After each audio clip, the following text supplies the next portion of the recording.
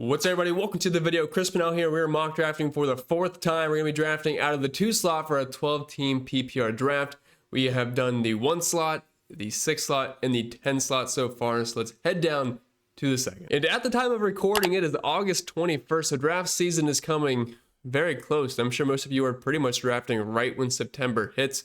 So not much more time to prepare, but we're getting more injury news. We're getting more training camp news. Preseason has already gone 2 weeks now, so we're getting some rep data and just seeing how situations are unfolding from these teams. So we feel a little bit more prepared than we did in early August. Let's fire this draft off. I'm assuming Jamar Chase will go number 1, and for me, that means I'll be taking my favorite running back of the entire draft. Of course, 3 great options: Saquon Barkley, Bijan Robinson, and Jahmyr Gibbs. So Bijan Robinson's the guy I want to go with. I feel very comfortable with him, especially in PPR. He's going to get all the touches he can handle, 20 plus opportunities each and every single week, with a good chunk of that being in the passing game. We saw the final 3 weeks with Michael Penix. Bijan Robinson had a fantastic end. Of course, the game versus the Carolina Panthers is going to boost your numbers up a bit, but for me, I like him in the 2 slot. Saquon Barkley does not offer the same kind of PPR upside, at least in my opinion, assuming he does not replicate the exact kind of season he had last year.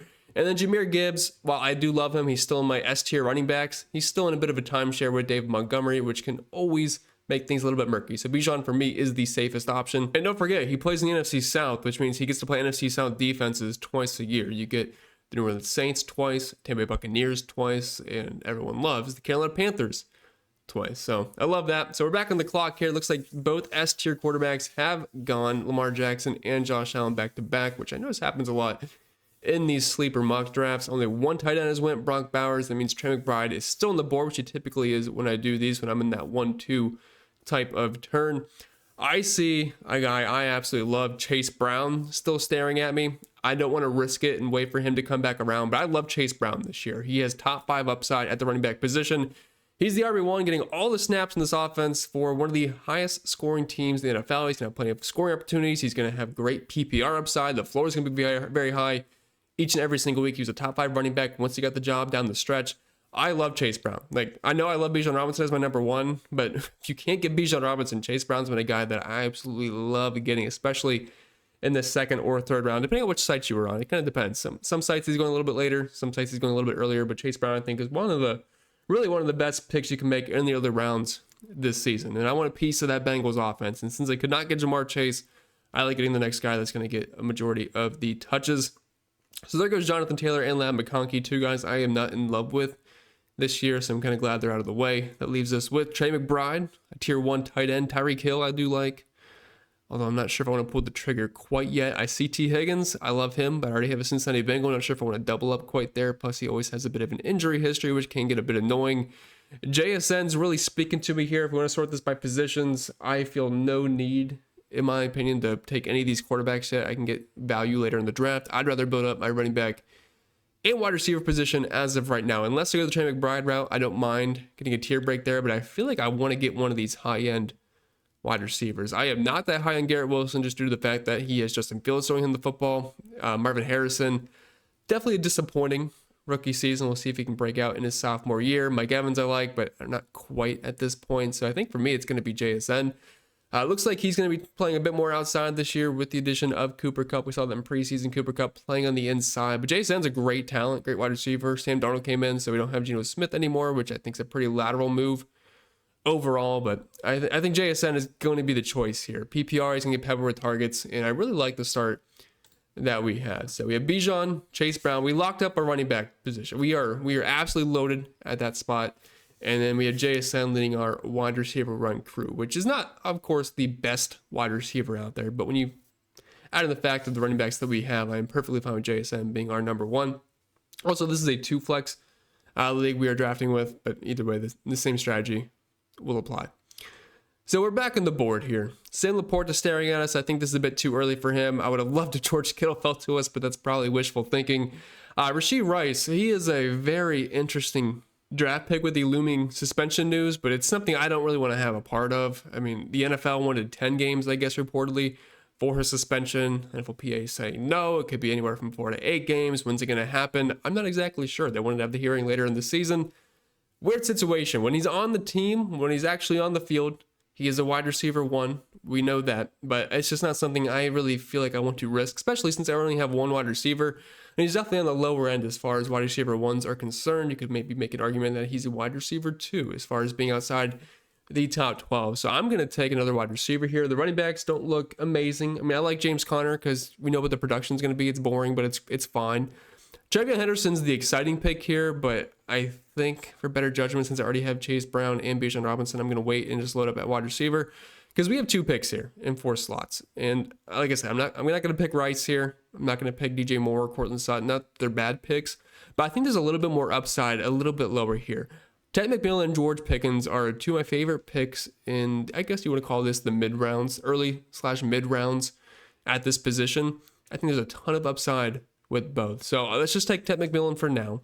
And then hopefully we can get George Pickens. Yeah, we can do that. So I'll give my spiel on both. Ted McMillan, this is a team that the offense was a lot better in the second half of the season after Bryce Young's benching. He came back. He got benched with 1 big time throw. I think finished the season with 27 by the end. The offense definitely picked up as far as points scored per game. They were in the top half of the league.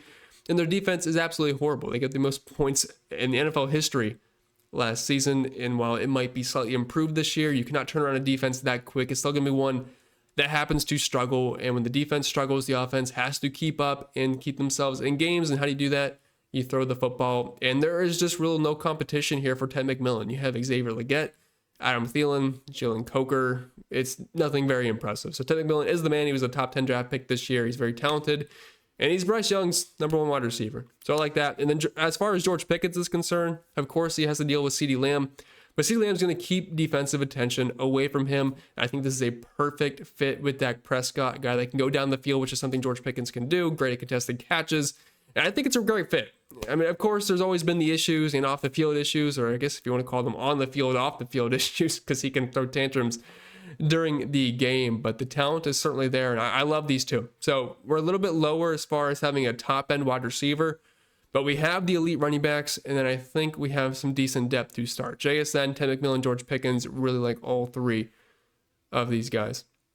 So we're back on the clock after I just talked for an hour. We have 2 running backs. We have 3 wide receivers. So quarterback and tight end slot is what we're missing as far as starting pieces are concerned. We have Bo Nix, Jared Goff, Kyler Murray, Justin Herbert. I like Bo Nix quite a bit. He doesn't feel like an absolute priority here.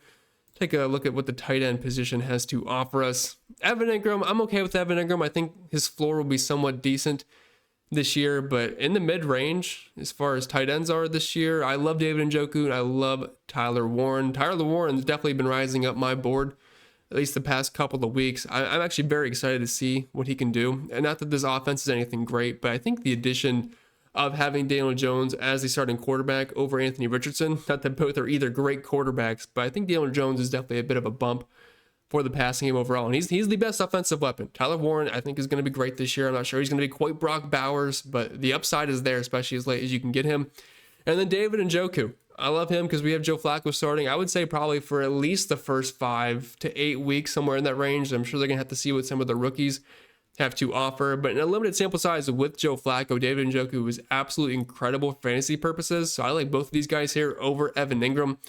Wide receiver, Calvin Ridley, Jerry Jeudy, Chris Olave. I don't hate taking another wide receiver here just to get the added depth. Running back situation doesn't look amazing. I'm kind of out on Aaron Jones. I'd rather get his backup, or I guess maybe co-starter, Jordan Mason, later on in the draft. He's one of my favorite sleepers this year. I'm not usually ever one to take DeAndre Swift. Judkins, I don't know. He still hasn't signed with the Browns yet. Could miss the season. Who knows what's going to happen? I don't think he's going to be playing football anytime soon, even though he did get the charges dropped. So I think the plan here, I'm going to take a tight end with my second pick just because the guy in front of me already has a tight end, so I highly doubt that the AI is going to go back-to-back tight ends. And since I always take David Njoku, I will take Tyler Warren just to switch things up, but I do think Njoku is the better pick as of right now. So we're going to go with another Browns option. We'll just take Jerry Jeudy instead. That'll be our cop-out of not taking David Njoku. And then just to be different from the other drafts we have done, we will go with Tyler Warren, the rookie, and kind of hunt down that upside. So we got the tight end slot done. We got pretty much the entire board here. I know a lot of you probably play in 1 flex leagues. I play in 2, so it's the basic settings that I have taken. But I mean, Jerry Jeudy's your bench piece or your second flex. I think you're pretty happy with that. So quarterback is the only thing we haven't filled out yet. I would love to get Dak Prescott. I'm assuming he is still there. He's one of my favorite later later round quarterbacks this year, and he is still on the board. We might be able to get away with waiting for him still. I think we only have a few teams without quarterbacks. It might be a little bit risky. It's not like he's the end-all be-all, but Dak Prescott's definitely my favorite cheap quarterback this year. So at this point, looking at the board, I'm thinking since we only have 2 running backs, which we paid a premium for both, so I was fine waiting till later to start getting depth pieces, but it's probably time to get another. And Jordan Mason, we mentioned him earlier. He's going to be my pick here. I like him quite a bit as far as a sleeper running back is, and I actually highlighted him in my video for top sleepers that I made a week ago. He was actually the first piece here, and I found some really nice stats for Jordan Mason. First off, I like the move from San Francisco to Minnesota. I think it's pretty lateral. You have the same scheme, same run blocking scheme. They bolster their offensive line. And also, Aaron Jones just turned 30. That's usually when running backs start to break down. He's also not a lock to stay healthy the entire season. I think Jordan Mason will get a good crack at goal line touches, which is obviously going to be very appealing in a Minnesota offense that should be able to put up some points. In a limited sample size last year, Jordan Mason saw one of the highest percentages of 8+ defenders in the box last season, and still in the same percentile basically as Derrick Henry in rushing yards over expected per attempt. So I like it. And if Aaron Jones goes down by at any point, God forbid for his health reasons, although it'd definitely be great for fantasy purposes, Jordan Mason would get 20+ touches a week, and he would be pretty much a borderline RB1 in that scenario, if not just firmly in there. So back in the clock, Kyler Murray goes, Chris Godwin goes. I am out on Chris Godwin right now. I think this is way too early for him. I think Ibuka's just the better straight-up pick at this point. They did take him off the pup, but he's got to ramp up to game activity, and I think it's going to be a really slow start for Chris Godwin. And by the time he's ready to go, I mean, there's a decent chance Ibuka is just, he's the man. I mean, of course, Mike Evans is there, but Ibuka, I mean, he was a first-round draft pick. I love him. And actually really like this range for wide receivers. Ibuka I'm very high on. Ricky Pearsall I'm very high on. He actually made my sleeper video. Jaden Higgins I do like, although maybe just a little bit lower on him. Over the past week, Matthew Golden has upside in that Green Bay offense just because of the wide receiver situation. While there's a lot of them, I wouldn't say there is an extreme amount of talent. I mean, Jaden Reed's okay. He can disappear. Christian Watson's never healthy. Dontavian Wicks is not very good. So, I mean, I do think, first round rookie wide receiver, the upside is certainly there. You don't need a tight end. Won't have to take another one just until your bye week. I mean, I really don't see any reason why we'd ever bench Tyler Warren unless he's out or injured. So we only have 3 running backs, but we do have a decent amount of wide receivers. The running backs here, I mean, Zach Charbonnet, Kenneth Walker tends to go down every single year. And when he goes down, Charbonnet just puts himself as an RB1. So that might be the move. We're just kind of hunting more running back depth here, but there's a couple of wide receivers I really don't want to miss out on, and I feel like they will be gone. So last draft, when I was in the situation, I ended up taking Pearsall over Ibuka.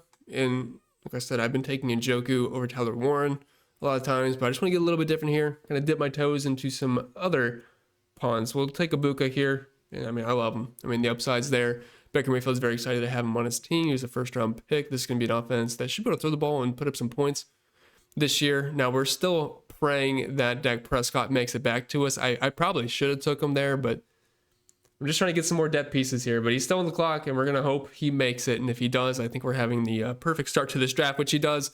I have to get a quarterback at some point. This is a team that's going to have a bad defense. We don't know what's going to happen with Micah Parsons. Currently, they were bottom 10 in EPA last year. So, I mean, if Micah Parsons does not play, once again, I mean, still boost for Dallas in the passing attack. They're not going to have a run game. We have Javonte Williams and Miles Sanders.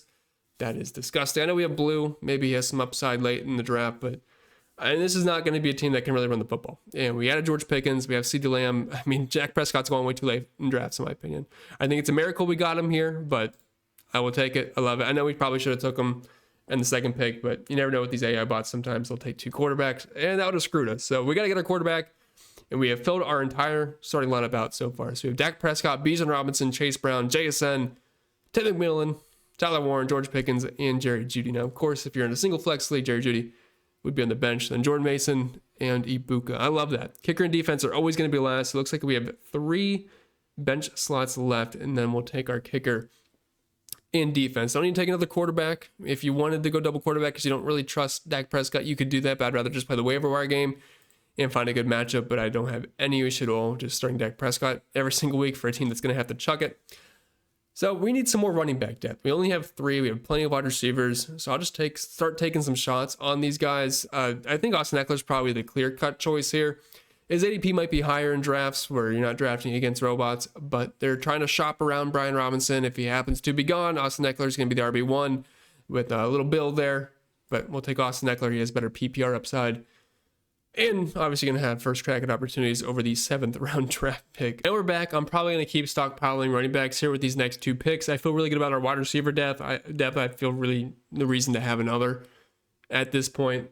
I mean, we can take a look at the board. I mean, Luther Burden, Marvin Mims, these are fine flyers. Keenan Allen, I don't hate. So I actually might just take one just in case, you know. This is a 2 flex league. If it wasn't 2 flex, maybe you just keep stockpiling running backs.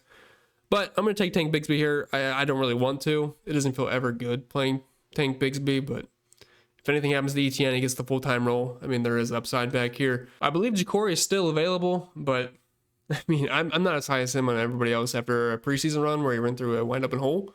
And honestly, he didn't look that great as he ran through. He made it to the end zone, of course, which is great, but it wasn't anything too impressive, in my opinion. So, I mean, there's fine flyers down here. I'm not in love with any of them. If you want to take shots, you can. I don't mind taking another wide receiver. Marvin Mims, I think, has a fairly high ceiling, but a pretty low floor. He's a home run hitter. He could win you a week, but Luther Bird, another guy that I'm a little interested in. Keenan Allen, I do like. Keenan Allen's probably the safest target hog of this bunch. I'm going to roll with him. I don't have a huge basis on it compared to the other guys, but I feel like he's probably the safest bet for targets, at least. Probably the best floor. But I'm really liking the way we have this team shaped up. Defense and kicker, I say this every single time, but it's true. I mean, it's just completely random. Play the matchup game. That's as simple as it is. If you can get a kicker on a good offense, great. You just hope they don't have to score 5 touchdowns. You only get 5 points for extra points.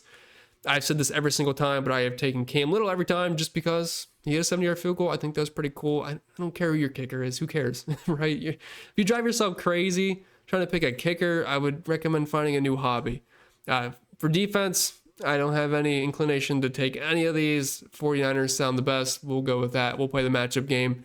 Add them and drop them at your leisure. Do not become too invested. So let's take a look at the entire board here. So I'm typically someone that's always weighted at the running back position, but if I do go running back heavy at the beginning, I got to stockpile my wide receivers afterwards, and I really like the route that we went.